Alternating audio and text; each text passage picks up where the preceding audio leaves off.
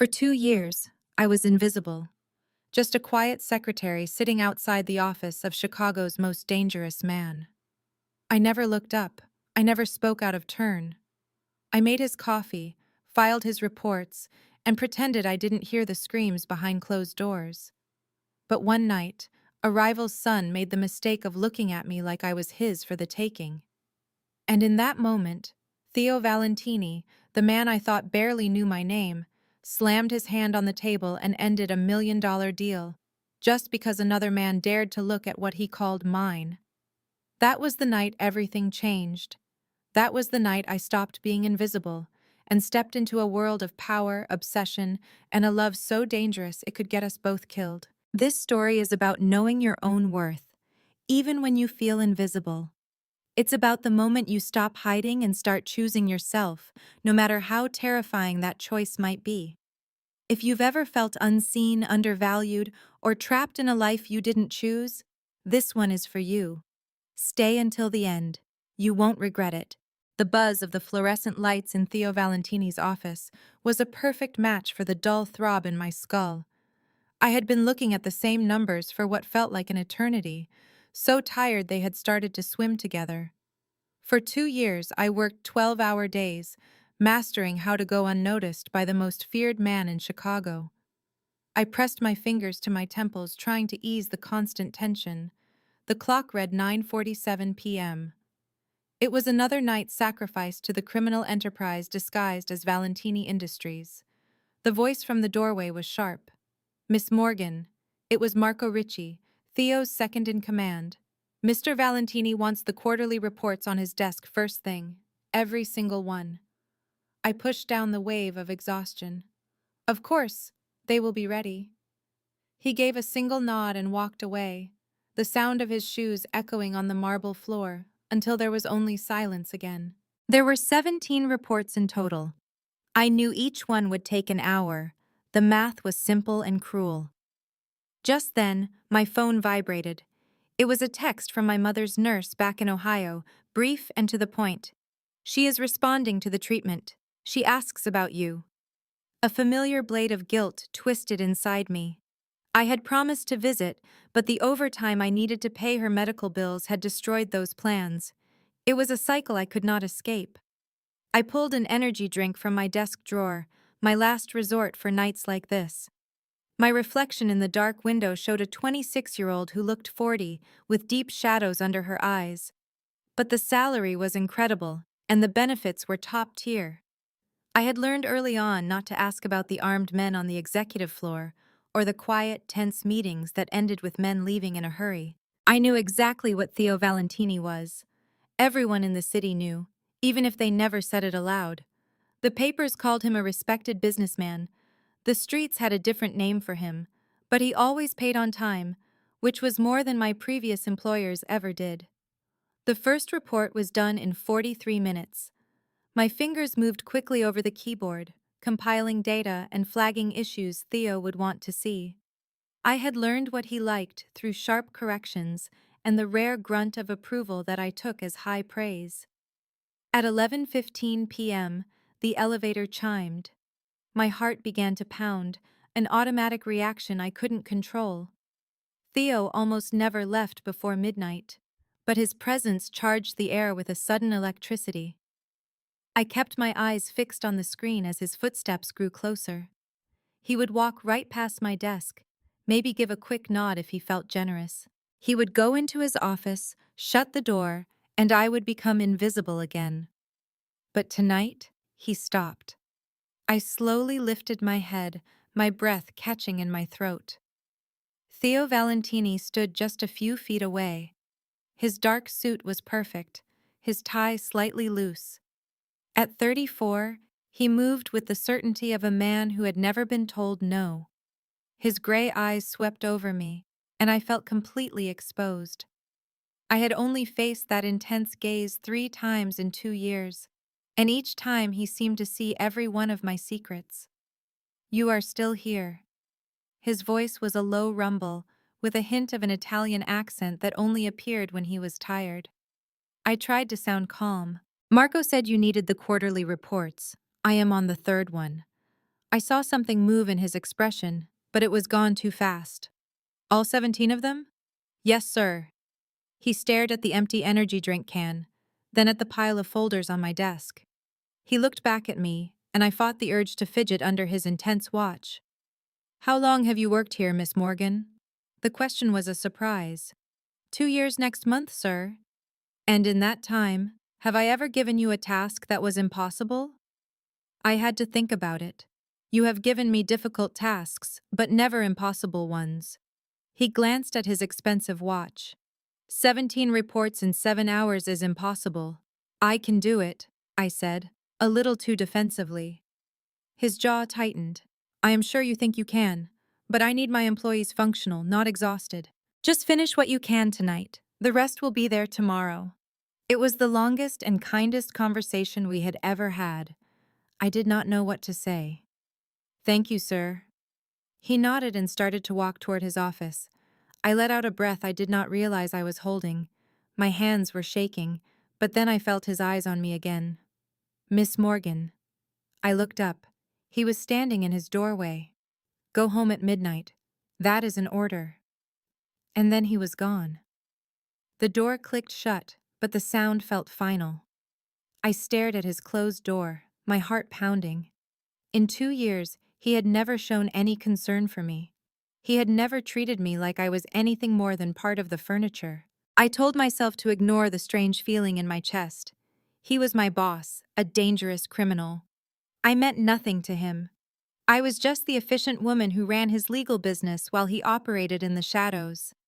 I managed to finish 6 reports by midnight. As I packed my things, I could still see the light on under Theo's door. He was still in there, building his empire.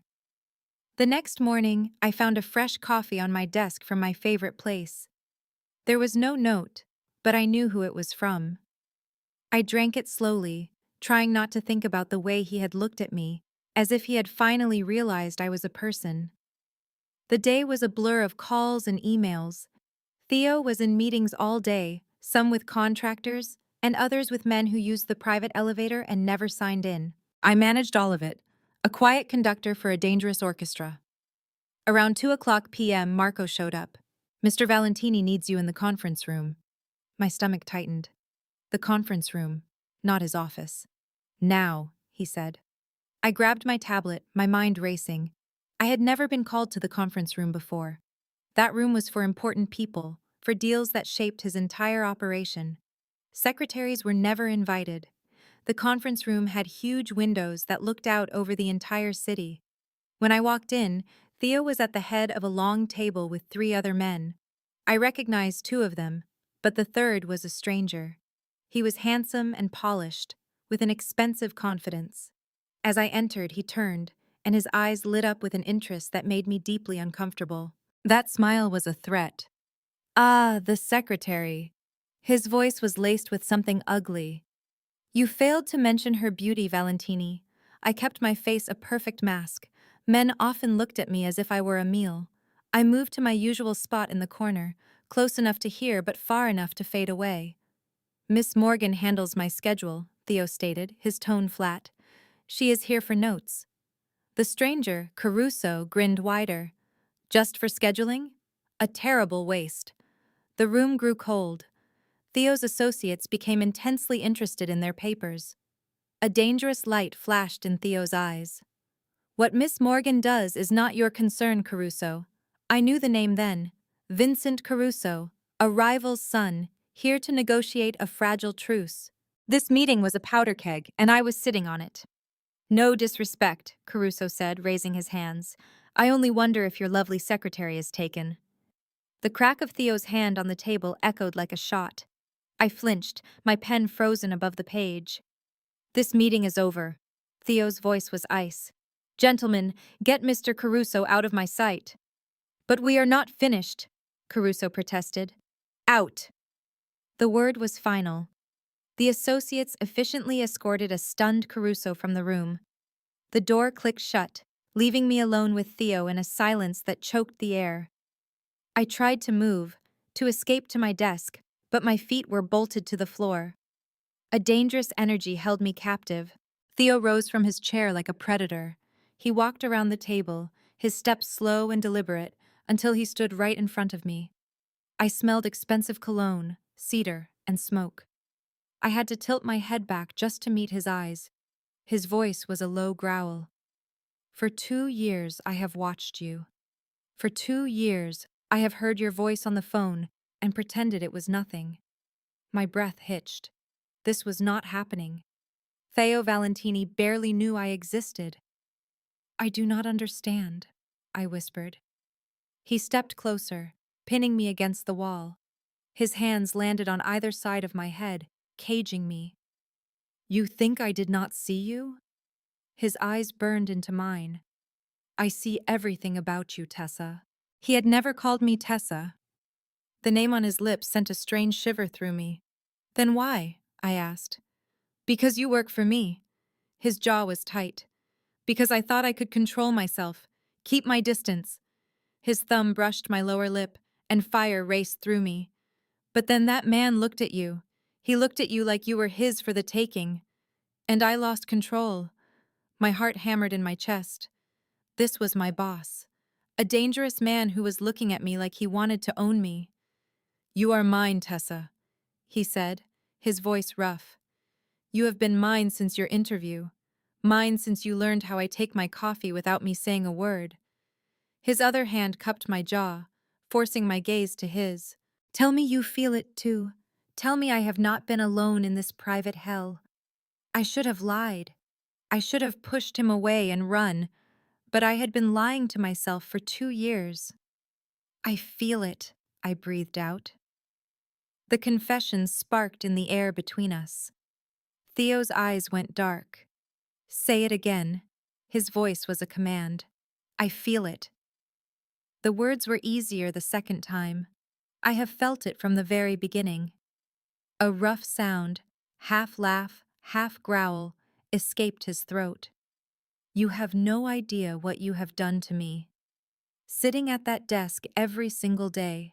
So perfect, so untouchable. He stopped himself, his jaw tight with effort. He took a step back, and the loss of his heat was a shock. This changes things, he said, running a hand through his perfect hair. You work for me. There are rules. And my life, he gestured around the room. It is not safe for you. Reality returned like a cold wave. He was right. I needed this job to pay for my mother's care. He was Theo Valentini, a man whose enemies disappeared. I know. I straightened my shoulders, clinging to my professionalism. You are correct. We should forget this. I will return to my desk. I did not say I was letting you go. His gaze was a storm. I said it changes things. There is a difference. My heart leaped. What are you saying? I am saying 2 years of control were destroyed because Vincent Caruso looked at what is mine. He moved closer again. I do not share, Tessa. I do not lose. And I do not let other men look at what belongs to me. I do not belong to anyone, I said, but my body leaned toward him. His smile was dark. Really? Then why is your heart racing? Your body knows the truth. He was right. I hated him for it. I hated how much I wanted him to close the distance and kiss me. What do you want? I whispered. Everything. But we will start with dinner. I blinked, stunned by the normal words. Dinner. Tomorrow night. 8 o'clock. I will pick you up. It was not a question. Mr. Valentini. Theo. His thumb brushed my cheek. Alone, you call me Theo. Theo. The name felt strange. I do not think this is a good idea. Probably not, he admitted, stepping back. But I am done fighting it. He went to the table and gathered his papers. When he looked up, his professional mask was back in place. Return to your desk, Miss Morgan. And tomorrow, wear something nice. He paused at the door. But not too nice. I have little self-control left where you are concerned. He left me shaking. The rest of the day was a blur. I tried to work, but his words replayed in my mind. At 5:30, his man Marco placed a small box on my desk. Inside was a new phone. A note read, "Your number is saved, so is mine. Answer when I call." T. I looked for Marco, but he was gone. Later, in my small apartment, the phone rang at exactly 9 in the evening. "Hello? Did you eat?" Theo's voice was deep, electric. "Yes," I answered. "Pasta." "What kind?" he asked. His question was simple. "Spaghetti aglio." He wanted to know about me, what I eat, what I like, what makes me happy. Then he paused. He told me he had wasted 2 years and would not waste any more. We talked for a long time.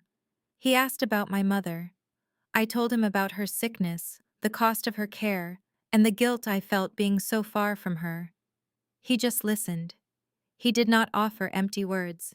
He finally said she was proud of me, proud for surviving in this city, proud for working so hard, proud for being strong enough to get help.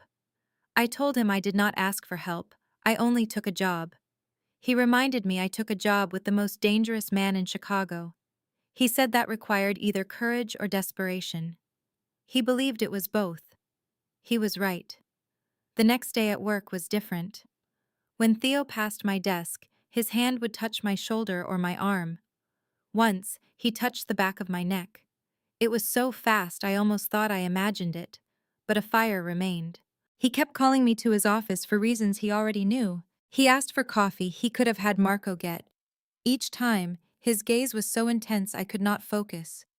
At 7 o'clock, he stood at my desk in a new suit. It was charcoal gray with a black shirt, making his eyes look like silver. "Are you ready?" I told him I needed to go home to change out of my work clothes. He said I looked perfect. Our reservation was for 8:30. We would go to my apartment first. He knew where I lived. Of course he did. Theo Valentini knew everything.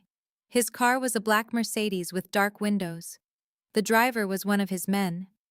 Theo opened the door for me, his hand on my lower back, the heat burning through my blouse. In the car, his leg pressed against mine. He took my hand and laced our fingers together. It felt possessive, but it also made me feel safe. "Are you nervous?" he asked. I said I was terrified. He gave a real smile that changed his serious face. He said good, because he was too. I told him he did not look terrified. He said he was good at hiding fear, that it was a skill for survival. His thumb drew circles on my wrist.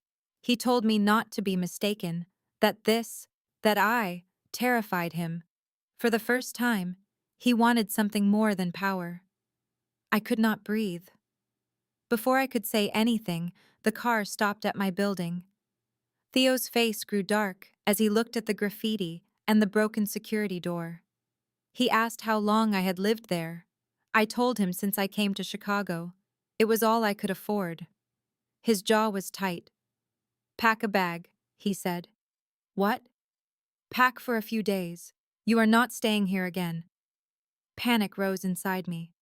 "Theo, I cannot afford another place. I have looked." He cut me off.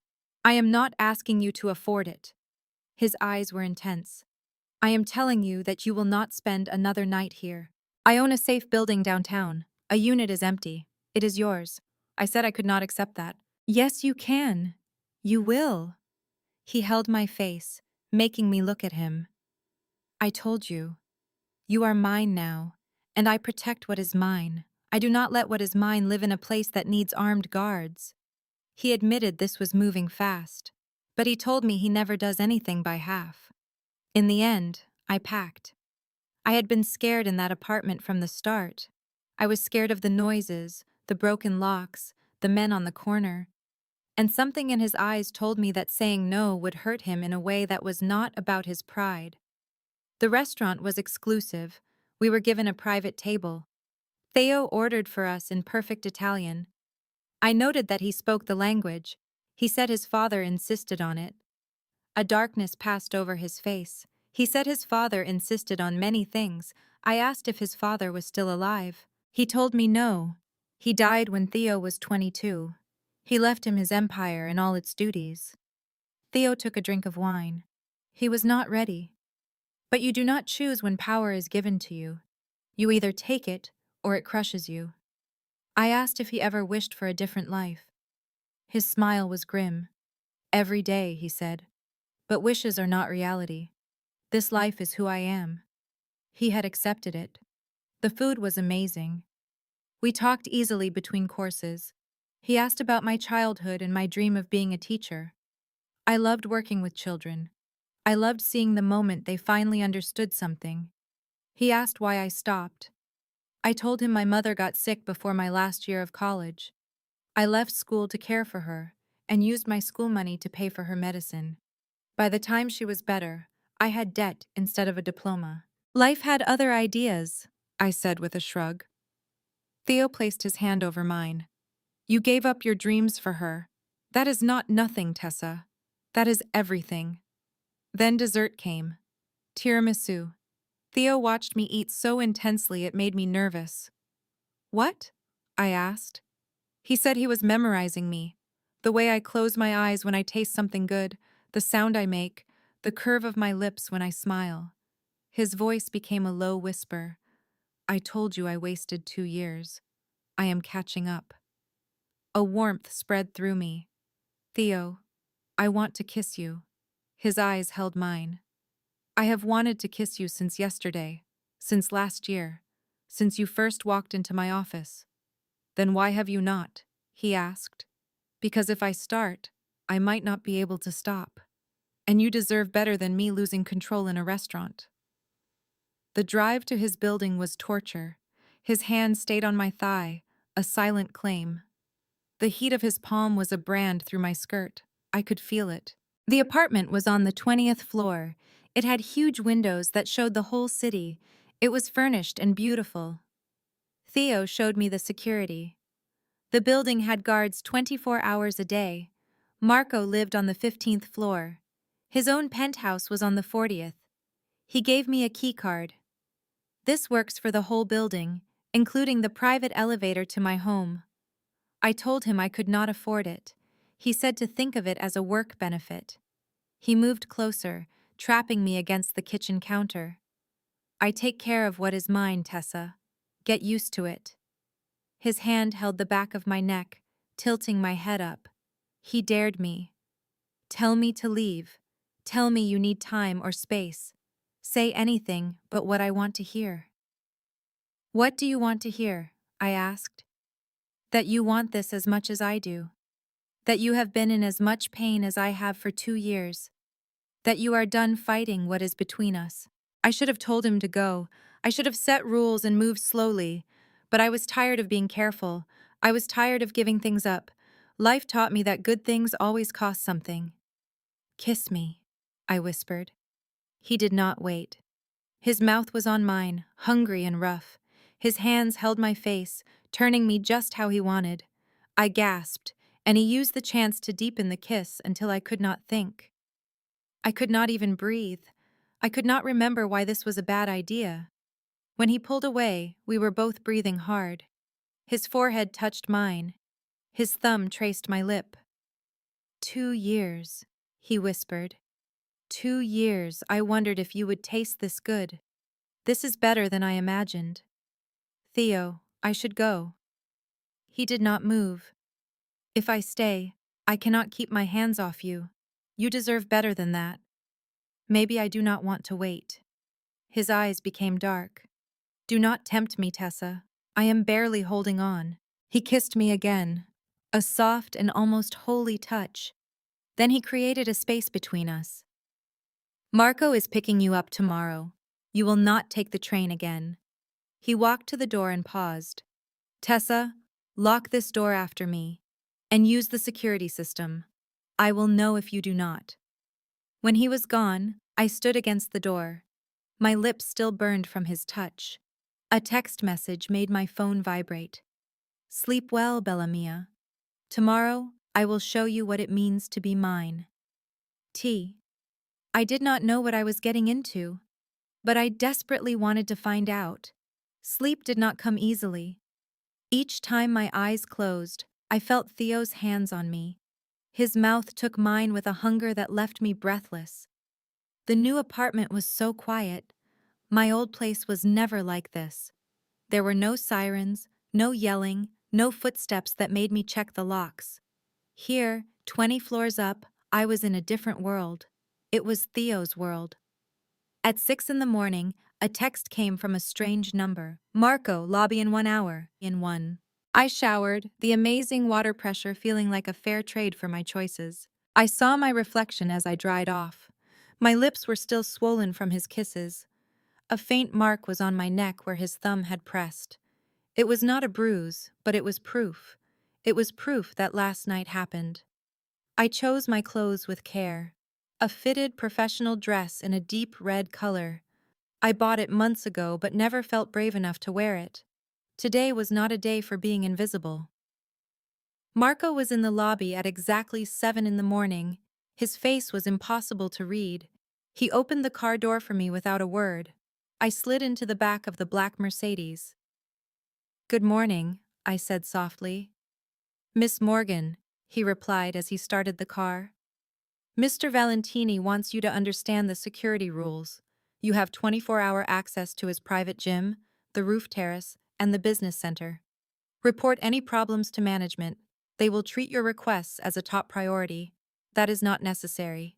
It is already done." His eyes found mine in the mirror. "Mr. Valentini protects his own. You are one of his own now. That has its benefits." His tone made it clear there were also duties. I was learning that in Theo's world, nothing was ever free. The office felt strange when we arrived. Or maybe I was the one who felt strange. I did my usual tasks. I started the coffee and checked Theo's calendar. But I was aware of every single sound. I was waiting for him. He entered at 8:30 in the morning, and the energy in the room changed. He wore a navy suit with a white shirt. The top 2 buttons were undone. His eyes locked on mine, and the heat in his gaze made my mouth dry. "Miss Morgan." His voice was all business, but his eyes said something else. "My office now." I picked up my tablet and followed him. I could feel Marco's knowing stare on my back. The second Theo's office door shut, he was on me. His hands held my face as he kissed me hard. It was a desperate kiss that took my breath away. "Missed you," he said against my lips. "All night, I thought about your taste, and the sound you made when you said my name." "Theo, we are at work. I do not care." His lips moved to my neck. He found the spot below my ear that always made me weak. For 2 years, I have cared about rules and being professional. I am done with that. His hands slid down to my hips. "This dress, Tessa. Are you trying to kill me? I thought you would like it." "Like it?" He stepped back, his eyes dark with desire. "I want to take it off you, piece by piece. But we have a problem." "What kind of problem?" "I have meetings all morning. One is with the Caruso family about yesterday." His jaw was tight. "Vincent will be there with his father. I need you to stay away from the conference room. In fact, stay locked in here until they are gone." "That is crazy. I have work to do." "Tessa." His voice was flat. "I nearly lost control yesterday when he looked at you. If he says your name today, I will kill him. I do not care about the alliance. So unless you want to see a murder, you will stay in my office." He talked about killing a man so easily. It should have scared me. Instead, a dark excitement shot through me. I loved the possession in his voice. I loved the violence he kept just under the surface. "Okay," I whispered. He kissed me again, this time with tenderness. "I will have lunch sent up. We can eat together." His thumb brushed my bottom lip. "And tonight, I am taking you out. Somewhere I can touch you without anyone watching. You will see." He moved away from me. "Work from in here. Text me if you need something. Do not leave this office." The morning passed so slowly. I worked at Theo's desk. The leather of his chair was still warm and smelled like him. I could hear muffled voices from behind the closed door. At 11 in the morning, the voices got louder. The Italian was too fast for me to understand, but the anger was clear. Then I heard Theo's voice. It was cold and powerful, and it cut through the noise. After that, there was only silence. My phone buzzed. Stay put. Everything is fine. T. He came back at 12:30 in the afternoon. He looked furious. His movements were tight with rage. He locked his office door. What happened? I asked him. Vincent said my feelings for you were affecting my judgment. He said I was letting personal issues get in the way of business. Theo pulled at his collar. His father agreed. He said I should share you to keep peace between our families. My blood ran cold. They want nothing. I told them you are not part of any deal. I made it clear that any man who even looks at you will have to deal with me. He walked to the window. I might have destroyed an alliance worth millions. My team thinks I am losing my mind. Are they right? He turned to me, his face showing everything. Probably, but I do not care. You are worth more than any deal or any amount of power. He crossed the room. Do you see what you have done to me? My entire life has been about control and strategy. I never let feelings get in the way. Then you came and you ruined all of it.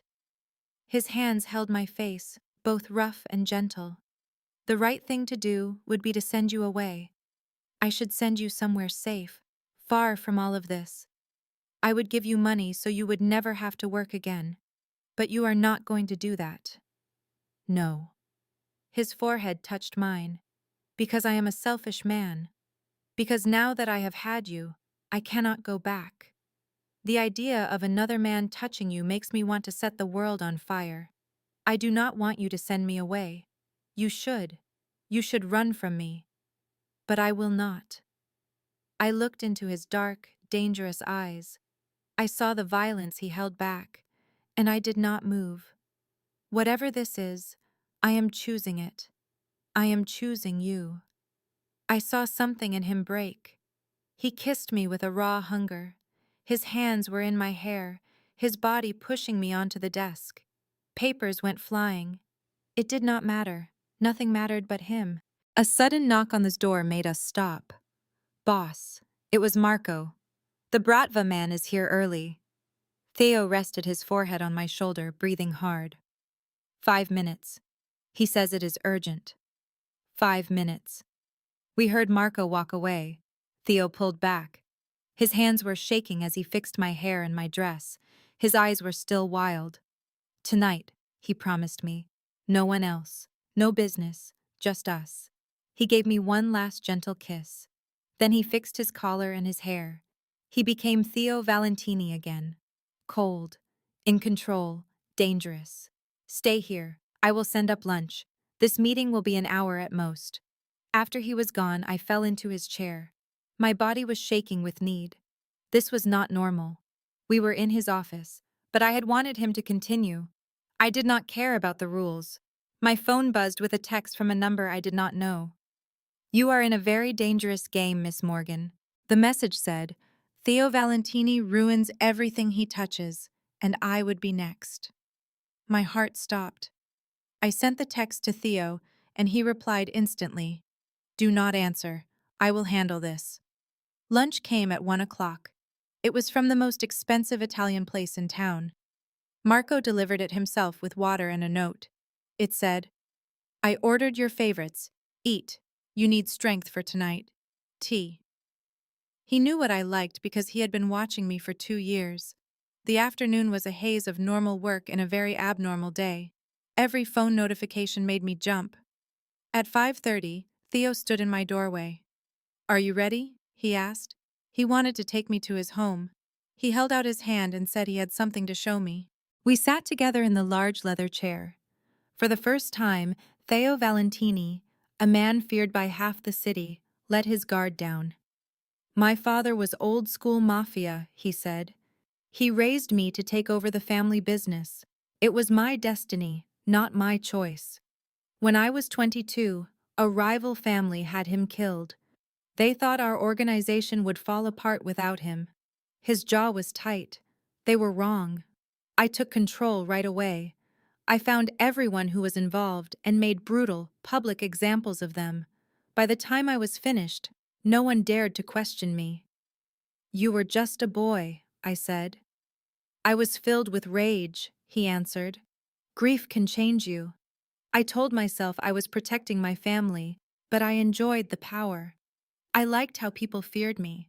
I became exactly what my father wanted. She taught me that revenge should be cold, but love should be hot. I asked how old he was when she passed away. 16, he said. Cancer. It broke my father.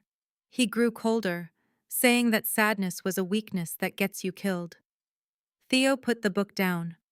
I think he was just scared to feel anything after he lost her. I stepped closer to him. Is that what you are afraid of? I asked. Feeling? He looked at me. I am afraid of what I feel with you. I am afraid of losing control and hurting you, not with my hands, but in deeper ways. His hand touched my face. You deserve more than this life, Tessa. More than a man with enemies everywhere. I told him, maybe I just want you. He kissed me slowly, deeply. Then he pulled away. I have to tell you how this all began for me. I sat curled against him in the large leather armchair. For the very first time, Theo Valentini let his armor fall. My father was old-school Mafia, he explained. He raised me to take over, giving me no choice. A rival family had him killed when I was only 22. They thought our organization would die with him. He paused, his jaw tight. They were wrong.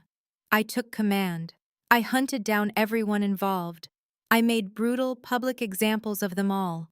When I was finished, my authority was absolute. You were so young. I was furious, he said. Grief turns you into a stranger. I told myself it was for my father, but I enjoy the power. I became exactly what he wanted. A monster to run an empire. You are not a monster, I said. Am I not? I have killed people, Tessa. I have ordered men to their deaths and ruined lives. The truth would make you run. But you also run real businesses that employ thousands, I argued. I know about the scholarships and the donations you make to hospitals. He shook his head. That is just guilt. Some things cannot be balanced. I turned to look at him. Why are you telling me this now? Are you trying to push me away? I am telling you because you need to know who you are choosing.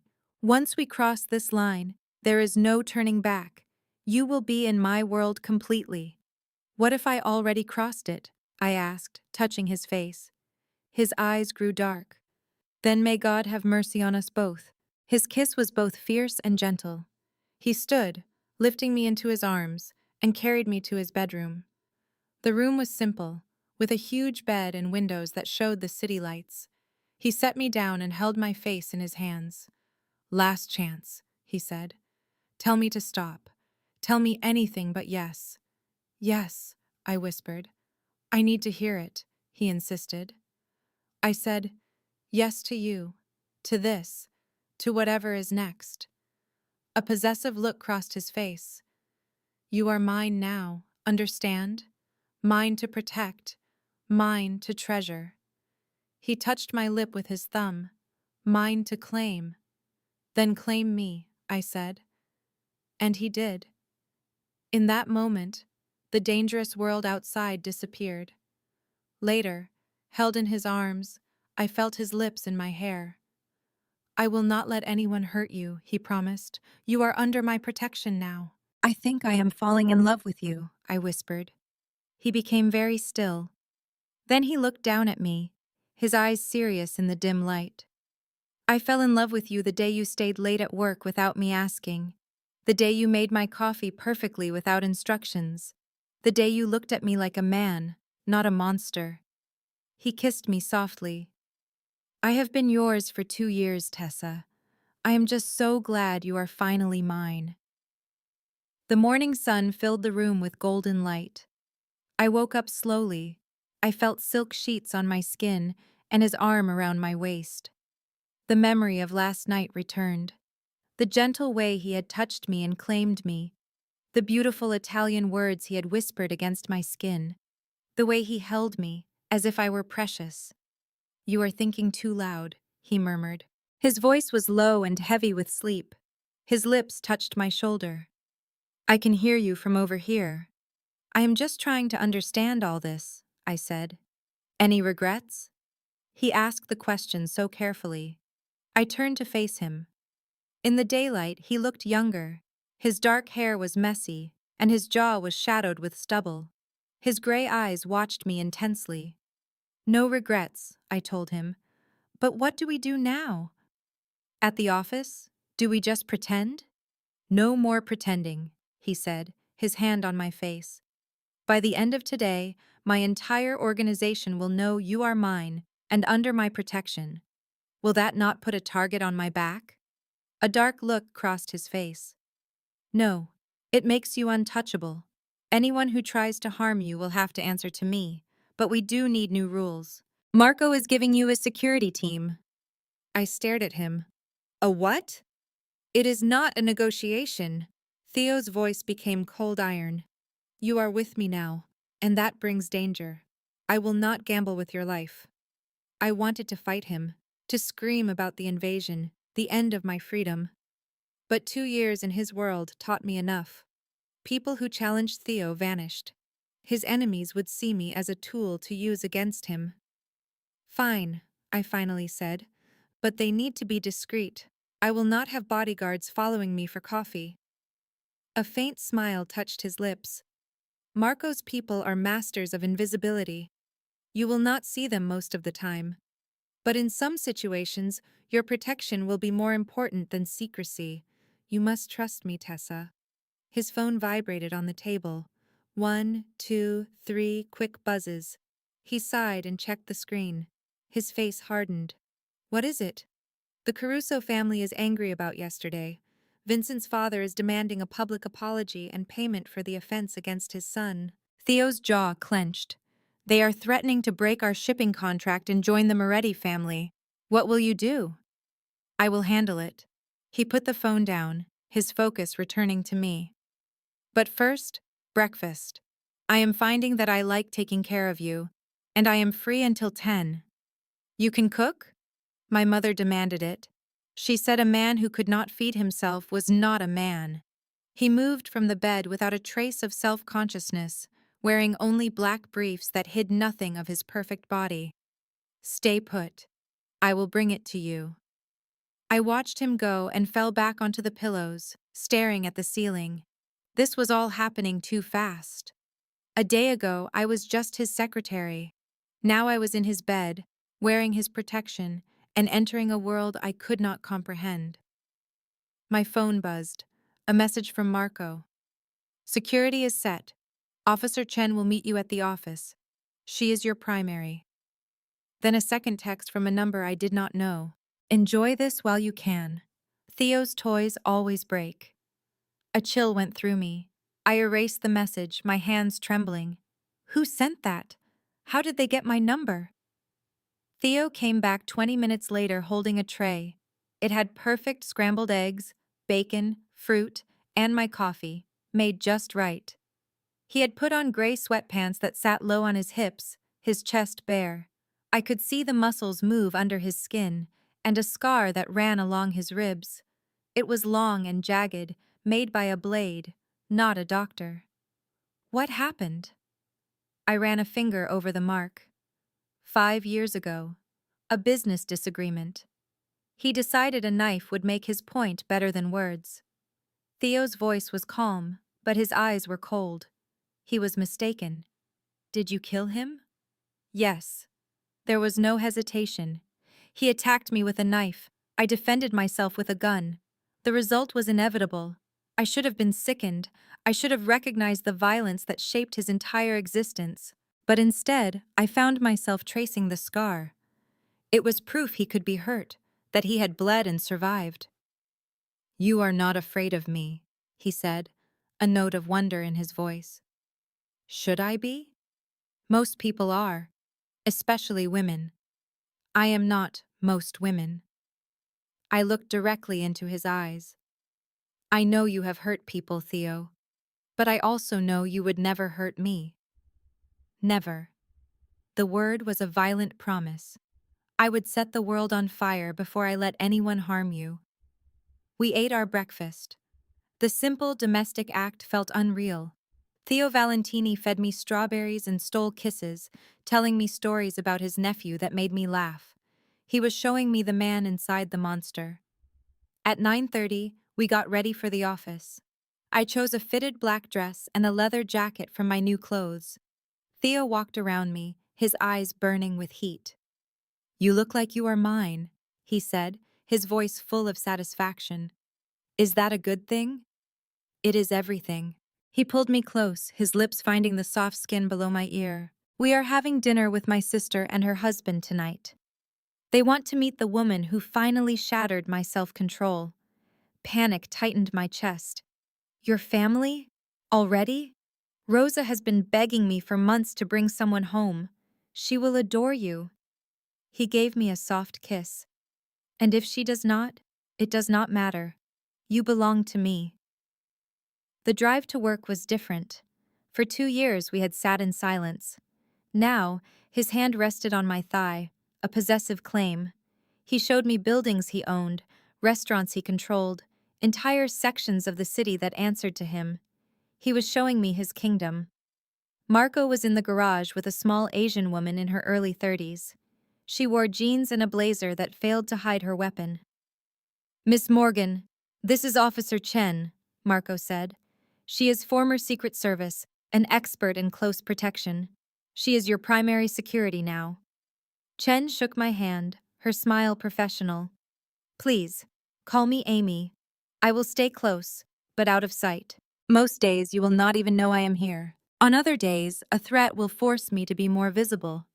When that happens, you must follow my directions without question. Your safety is my only mission." Theo's hand rested on my lower back. "Amy has my full authority to change any plans she feels are unsafe. That includes plans I make." Her word is final. The reality of the situation crashed down on me.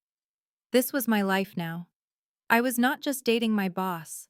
I was in a world that required armed guards and safety protocols. A world where a stranger was now in charge of keeping me alive. The elevator ride was packed with Theo, Marco, Amy, and me. When we reached our floor, the normal morning activity had stopped. Everyone was staring, whispering. The news was out. Theo kept his hand on me as we walked to my desk, a clear statement to everyone. I saw two assistants exchange knowing looks. Amy stood against a wall, unseen but felt. "Conference call in 30 minutes, Theo announced to the office.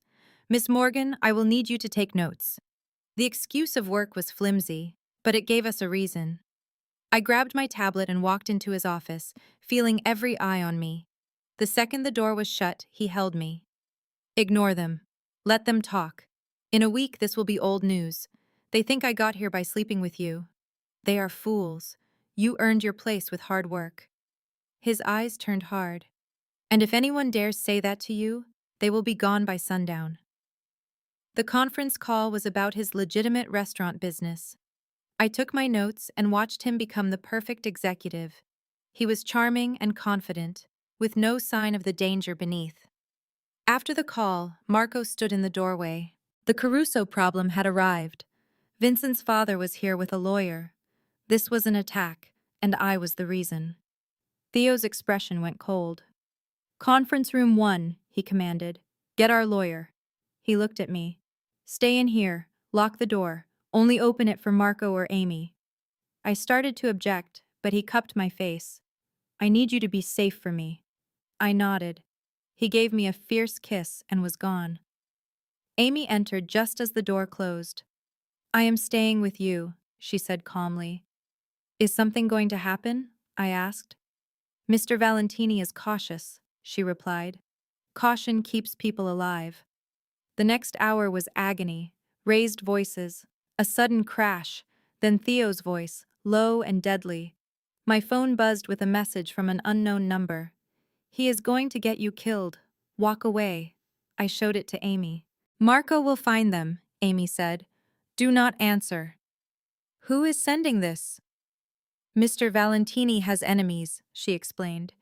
"Some want to hurt him through you. Others might think they are helping you." Her job, she said, was to keep me alive. Finally, the conference room doors opened. I heard Theo's voice, cold and final. Tell Vincent if he comes near Tessa again, I will put a bullet in him myself. Father or not, that is a promise. The elevator doors opened and closed. Theo appeared in the doorway. His tie was loose and his knuckle was cut, but his eyes were lit with satisfaction. It is handled, he said. They wanted money. A cut of our shipping profits for the disrespect shown to Vincent. He moved to his desk and poured some whiskey. I told them to go to hell. Theo explained they had threatened an alliance with the Morettis to cut off their eastern routes. He downed his whiskey. I reminded them the Morettis are working with the federal agents. Joining them would be suicide. They finally backed down when he made it clear he would sooner burn the harbor than pay for their pride. He looked at me. And I made it very clear that you are untouchable. Any move against you would be met with brutal force. His violent words did not scare me. I felt safe, protected by the storm he commanded. Come here, he said. I went to him, and he held me close, his heart thundering against my chest. I have painted a bullseye on your back, he said, by claiming you. I know. And you are staying? I looked at him. I am staying. Relief, then possession, flashed in his eyes before he kissed me with finality. The door burst open. Marco stood there, his face grim. Boss, the Brata hit a warehouse. 3 of our men are down. Theo instantly became a different person. The tender man was gone, replaced by a cold strategist. Fatalities? 2 dead, 1 critical. Get everyone out, he ordered. Lock down our other spots. I want the names of who ordered this by tonight.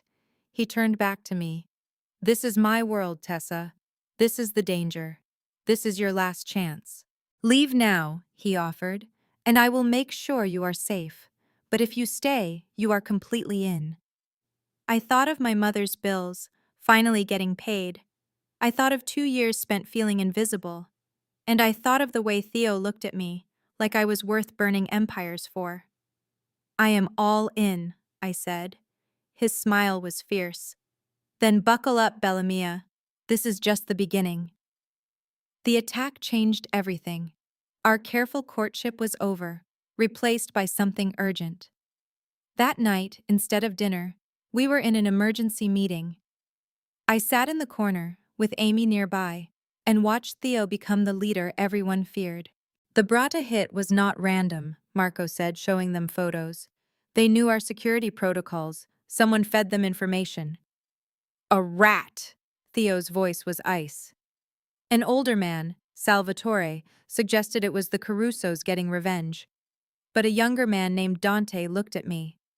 The timing is suspicious. You claim a woman, and hours later we are hit. The temperature in the room dropped. Theo's hand curled into a fist.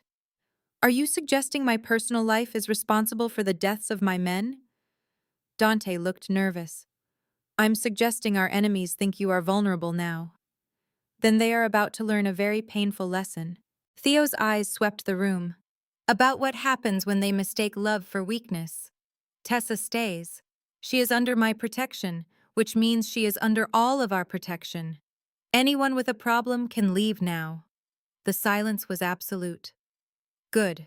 Marco, I want a full audit of everyone with access to that schedule. And put the word out on the street. 100,000 for information. The meeting continued, but I could only think of Dante's words. Was I making Theo weak? When it ended, he turned to me. Do not, he said sharply. Do not blame yourself for this. How did you know? Because I know you. His brilliant mind, he said, was already making this my fault. He knelt in front of me. The Bratva made this move because they see an opportunity. They have planned this for months. You are not the cause. His hands framed my face. For the first time in years, I have something worth protecting. That does not make me weaker. It makes me more dangerous. Marco interrupted. Boss, this building is not secure. We should go to the estate. Theo nodded and looked at me. Pack a bag from your apartment. We are staying at my family's estate until this is resolved.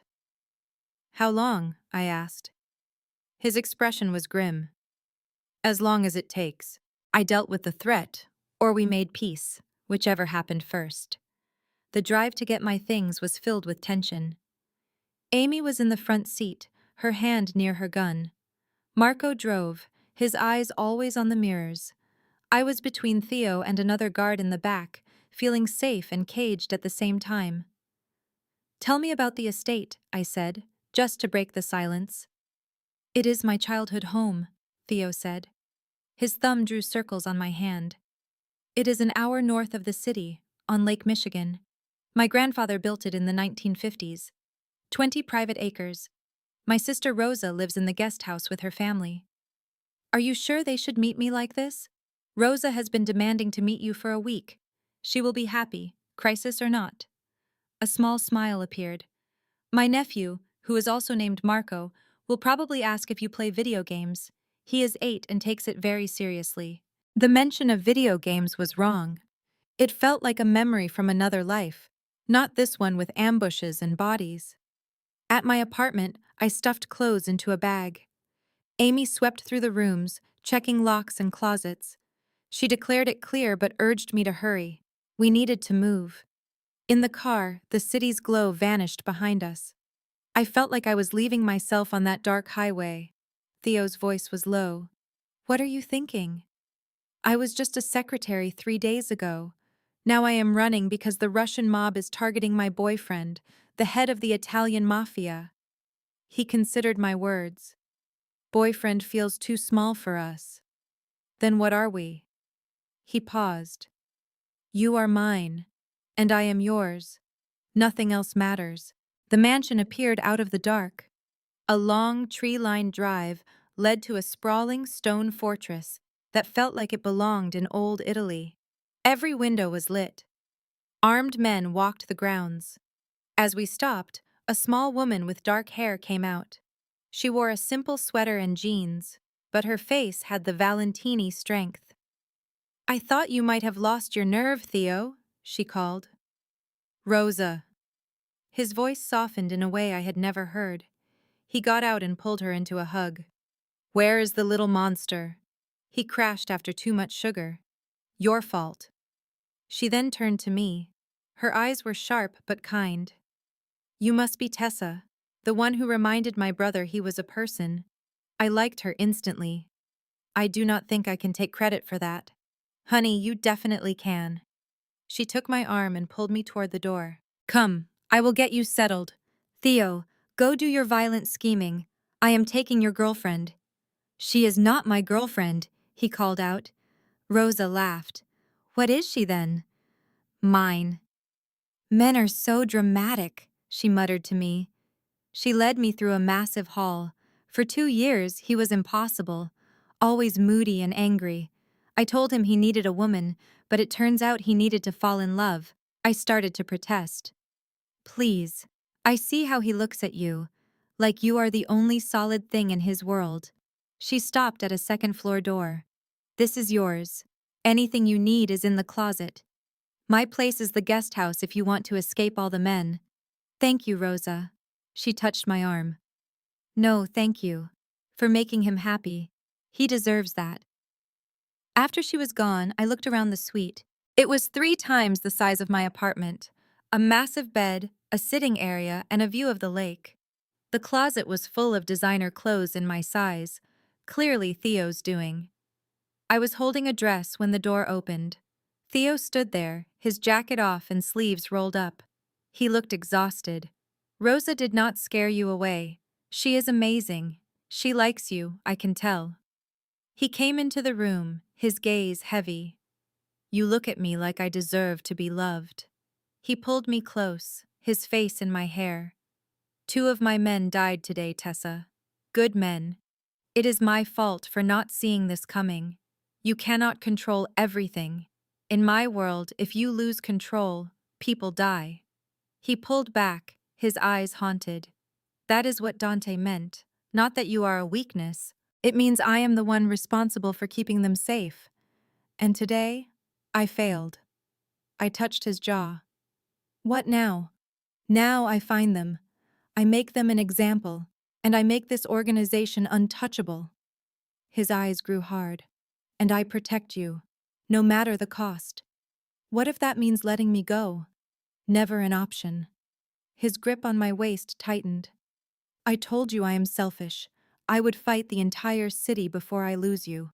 A knock on the door made us jump. It was Marco. Boss, we have a name. One of the warehouse guards. Tommy Ricci. He is a distant cousin of mine. The man is gone, but we found a payment from the Bratva. Theo's body went completely still. Marco's cousin. Marco did not know. Where is he? Downstairs. Waiting for you. Theo shut his eyes, a flash of pain crossing his face. Tell him I will be there in 5 minutes. When we were alone again, he looked at me. This is the part I try to hide from you. When I have to make choices like this, what will you do? Marco is my oldest friend, but his family betrayed us. 2 men are dead because of it. His jaw was tight. By tradition, Marco has to be the one to handle it, to clean up the mess his family made. But you do not want him to. I do not want any of it. His voice was raw. I do not want to order my best friend to kill his own cousin. I hate this world. But it is the only one I have. If I look weak now, our enemies will attack. He gave me a soft kiss. Stay here, lock the door. Amy is outside. I have to go be the monster they all expect. Theo, no. Tessa, just let me keep you away from this part. Let me shield you from this darkness. After he left, I stared out at the black water. In the house below, Theo was deciding who would live and who would die. In the city, men were hunting other men. And I stood in a fortress, wondering if love could ever be enough to connect our two worlds. My phone vibrated. Another blocked number. He cannot protect you forever. Too many people want to hurt him by hurting you. Get out now. This is your final warning. My hands trembled as I deleted it. Amy appeared in the doorway, as if she sensed my fear. Another one? I just nodded. She held out her hand for the phone. Her face darkened as she read. They are using a VPN to hide their location. This is professional. What does it mean? It means this is not a random threat. Whoever is doing this has skills and money. She gave my phone back. Mr. Valentini needs to get you a new one, a secure one. Until then, answer nothing. Are the threats real? Amy's face was serious. Anyone close to Theo Valentini is in danger. We just need to find out if this is a real threat or just someone trying to push you away. I stayed in my room that night, unable to settle down. At midnight, Rosa came in with a tray. Theo said you would not come down. He is still working. So I brought you food and wine. You look like you need it. As we sat, the whole story came out. How we got here, the threats, the guilt over the attack. Rosa just listened. When I was done, she held my hand. My brother knew what this life was when he chose it. He knows the risks. And he still chose you. She looked right at me. That should tell you everything. Theo is not a man who makes careless decisions, especially about people. But men are dead. People are always dying in our world. That is not your fault. It is the fault of men who choose this path, who see lives as things to be spent. Her husband, Antonio, was an accountant. He was completely outside of this life. When he learned about my family, he could have run. He stayed. It has been frightening at times, but I never regretted my choice, and neither did he. How do you live with the fear? I know that every single day with him is worth it. Love is not meant to be safe, it is meant to be real. She smiled. I also do kickboxing, keep a gun nearby, and get weekly security briefings, practical steps for a complicated life. We talked for an hour more. When she left, I felt stronger. Theo came in around 2 in the morning. He moved quietly, but I was awake. How did it end? It is done. His voice was empty. Marco is handling his cousin. The Bratva are no longer involved, and I have quadrupled security everywhere. He began to undress, his motions like a machine.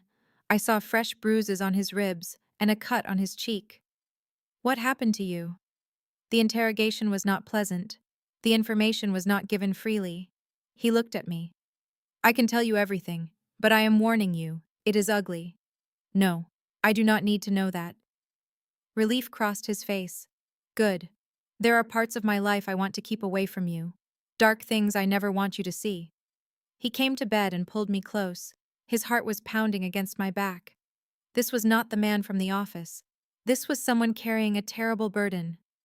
I am proud of you, I whispered. He became still. For what? For trying to shield me from the darkness.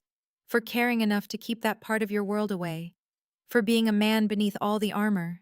His arms held me tightly. I love you, he said, his voice full of emotion. I know this is fast, but I have loved you for 2 years. I love you too, I said, and I knew it was true. We fell asleep wrapped in each other's arms. For 3 days, the estate felt like a fortress. Theo was in constant meetings with his team, planning how to deal with the Bratva. I tried to find a new normal. Rosa helped me, teaching me the unwritten rules of the Valentini family. Never ask about the business, she told me over coffee one morning. If Theo wants you to know, he will tell you himself.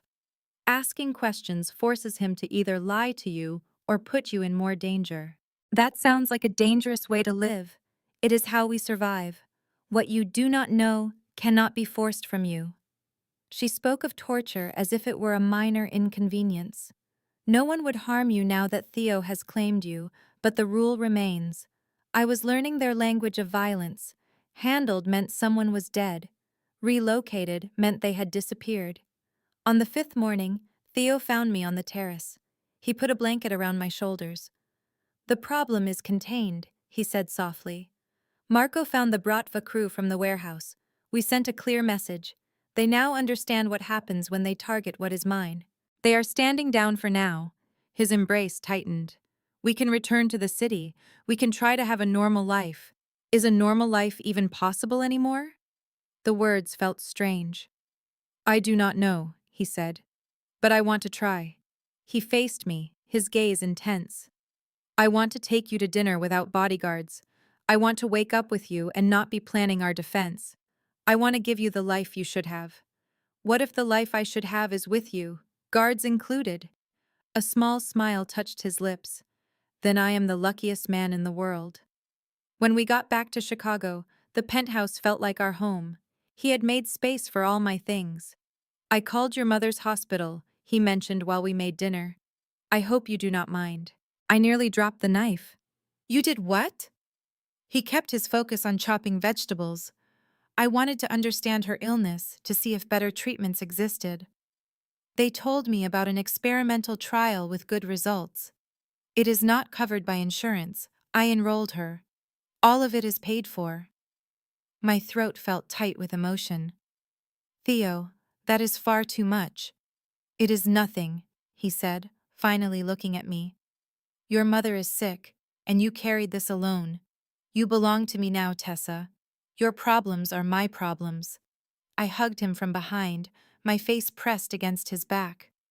Thank you, I whispered. Always, he promised. Later that night in bed, he grew serious. I need to ask you something.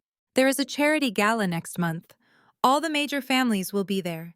It is a neutral place where we show our strength.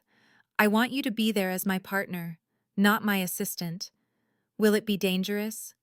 Amy and my security team will be there. No one breaks the rules at this event. The consequences are too high. But it would send a message to everyone. All of Chicago would know that you belong to me, that you are under my protection. There would be no more questions. And you want that. I want to show everyone that you are taken, he said. That anyone who considers harming you will have to answer to me. But I must know if you are ready. After this, you are no longer just my secretary. You will be known as my woman. I thought about the constant threats. I thought about the attack at the warehouse. I thought about my mother, finally receiving the care she needed. I thought about waking up next to this man every day. I am ready, I told him. His smile was fierce. Good. Rosa will take you shopping for a dress that will stop the entire room. The next weeks were a rush of activity. Rosa helped me find a stunning emerald gown. Theo will not be able to think when he sees you, she said. The men will want you, and the women will hate you. Perfect. At the office, everyone treated me with a new level of respect. My title had changed from Theo's secretary to his partner. That power was supposed to protect me, but the texts kept coming from hidden numbers. Each one said the same thing. Leave him or get hurt. Amy, my security, found nothing. The person sending them was a ghost, using expert methods to stay hidden. This was not some random amateur. Could it be the Bratva? I asked. A scare tactic? It feels too personal, Amy said. Like someone who knows you. We will find them. For now, be careful. The night of the charity gala arrived. I spent hours preparing. My hair was perfect. The emerald dress looked like it was made for me. When I walked out, Theo was waiting in his tuxedo. He looked like a movie star. His eyes burned when he saw me. He crossed the room in 3 quick steps. You are the most beautiful woman I have ever seen, he whispered. He kissed me gently, trying not to smudge my lipstick. I am going to have to keep every man away from you tonight. My eyes are only on you, I promised. Good. He looked serious. Amy and Marco are with us. Stay by my side. If anyone bothers you, you tell me. And if I touch my right ear, you leave with Amy. No arguments. You are frightening me. Good. Fear keeps you sharp. He softened his voice. But I will not let anything happen to you, Tessa. I would die before anyone laid a hand on you. The gala was in a ballroom that looked like a palace. Crystal and marble everywhere. The city's most powerful people were all there, a sea of tuxedos and gowns. Under the glamour, I felt the danger. Bodyguards stood like statues. Rivals exchanged cold smiles, forced to be civil. Theo held me close, his hand resting on my back. We moved through the room, shaking hands and making small talk. It was a careful performance of power and respect. A man called out Theo's name. He was older, with silver hair and an expensive suit. A younger, dangerous-looking man walked behind him. Don Moretti. Theo's voice was flat. And Lorenzo. I did not expect your family tonight. We had to come, the Don said. We heard you were bringing someone new. His eyes scanned me from head to toe. I showed no emotion. Rosa had warned me. Never show them you are afraid. Weakness is an invitation for them to strike. She is my fiancée, Theo corrected. His voice was cold as ice. Tessa Morgan. My heart leaped, but my face stayed a calm mask. This was just for show, a power move. Charming, Don Moretti said without warmth. Lorenzo, greet Miss Morgan. Lorenzo stepped closer, and I saw a strange look in his eyes. A pleasure. How does a woman like you get involved with a man like Valentini? I could ask the same about your family, I replied softly. How does anyone end up anywhere? He almost smiled. She has fire. Be careful, Valentini. Fire can be dangerous, Theo said, pulling me closer. Or it can be beautiful. Now, if you will excuse us. My fiancé promised me this dance. He led me onto the floor.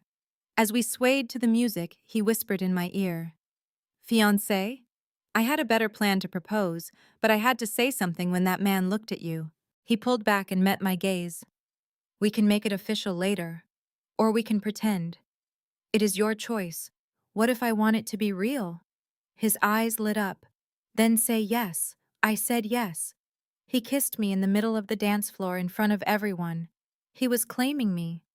I saw Rosa smiling from across the room. I saw other faces, some happy, some plotting. The night became a whirlwind of congratulations and quiet warnings. Theo never left my side. But as we were walking through the hotel lobby to leave, I saw a face I knew. My blood ran cold. It was Mark, my ex-boyfriend, the man who ruined me years ago. He was standing in the crowd, staring right at me. I must have gasped. Theo went rigid beside me. What is it? Nothing. I thought I saw someone. His eyes searched the crowd, but Mark was already gone. Who did you see? Just someone from my past. Not important. We got to the car safely, but I could not stop thinking. What was Mark doing there? How was he connected to these people? Was he the one sending the messages? That night, safe in Theo's arms, I felt a storm was coming.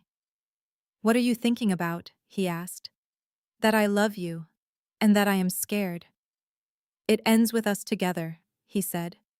Nothing else matters. I wanted to believe him. My phone buzzed on the table. A new message. I warned you. It is too late now. Before I could show Theo, the penthouse alarm started screaming. Theo was on his feet in a second. He pulled on his pants and grabbed a gun from the nightstand. Stay in here, he ordered. Lock the door. Do not open it for anyone but me or Amy. He kissed me once, hard. I love you, he said. Then he was gone. I was alone with the terrible noise and the feeling that our time was up. I heard men yelling. I heard gunshots and glass breaking. My hands were shaking as I called Amy. Stay where you are, she said. We have this. What is going on? Bratva hit squad. They got through security. Theo is handling it. The line went dead. I stood frozen in the bedroom. I wanted to run, to hide, but I had promised him I would trust him. The fighting went on for what felt like forever, then stopped. Silence. The doorknob turned. I backed away, ready to fight. Tessa, it is me. Theo's voice was tired. I stumbled to the door and unlocked it. He was a mess. A cut was bleeding over his eye, but he was alive.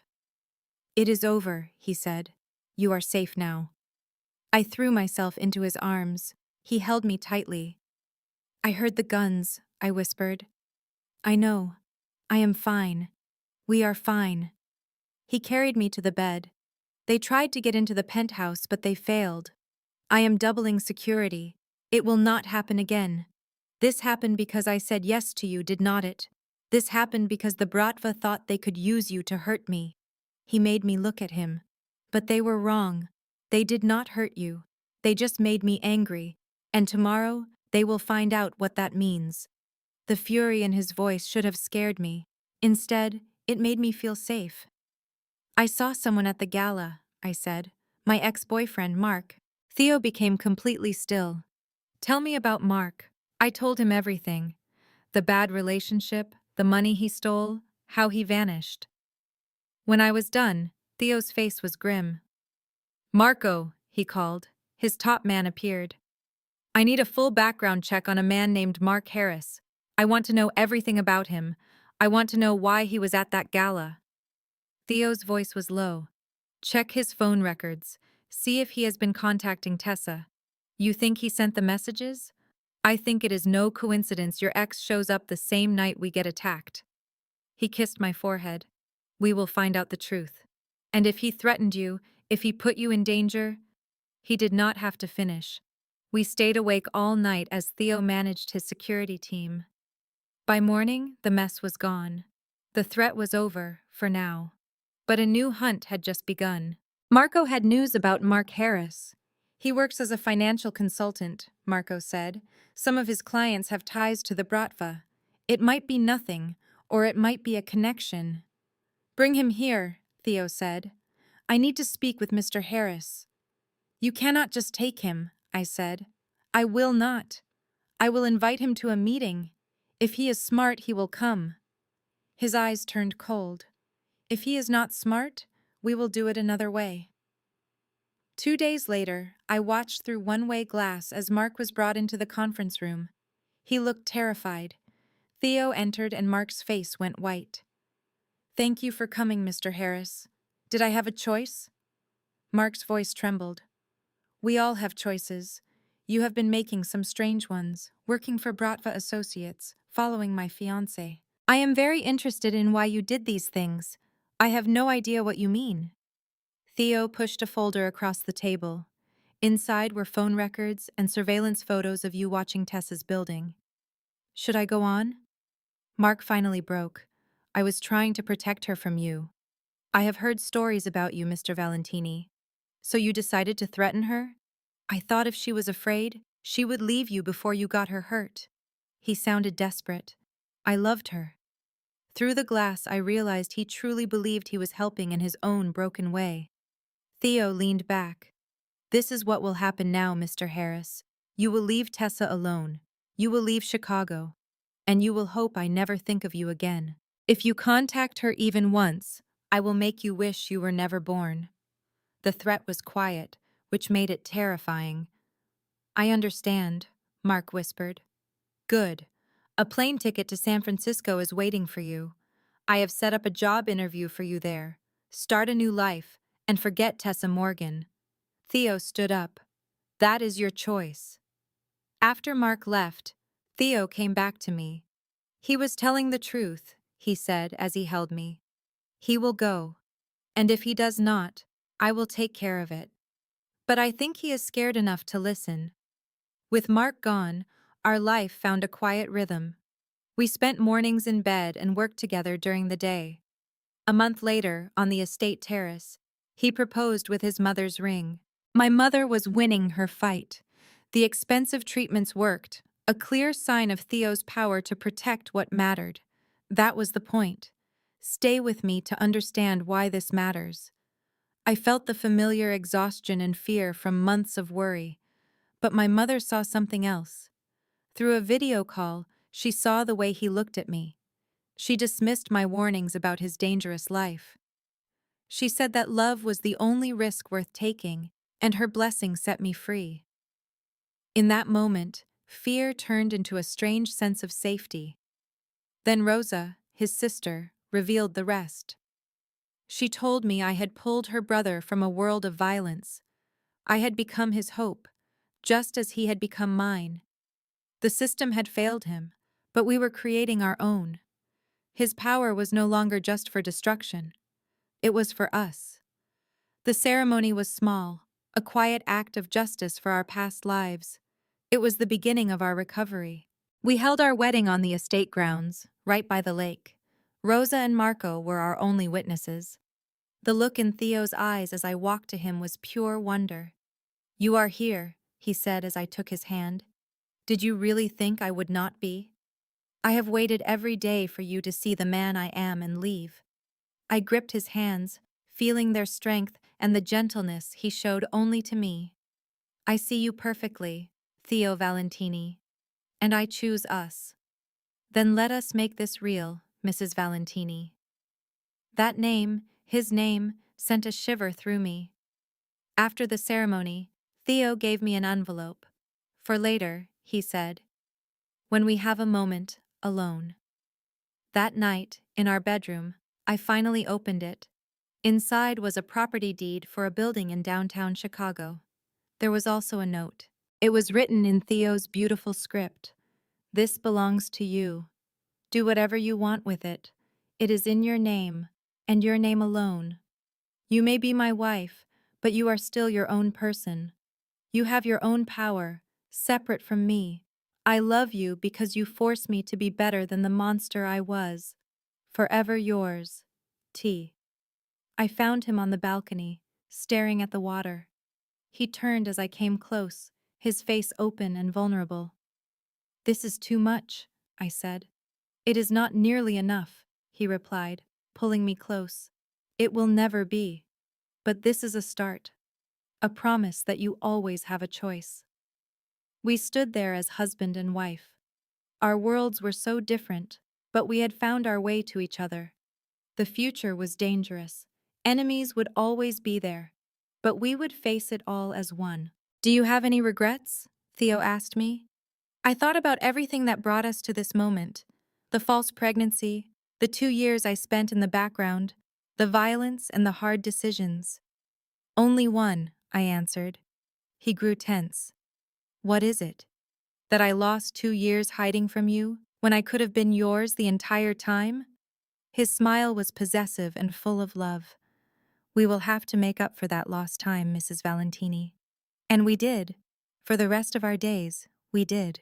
If this story gave you chills, made your heart race, or reminded you that you deserve to be seen, hit that like button.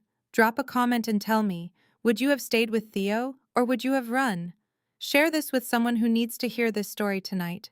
And if you haven't already, subscribe and turn on notifications so you never miss another story like this one. This content was carefully researched, developed, and manually edited by our team to deliver meaningful stories and valuable life lessons. Thank you for listening.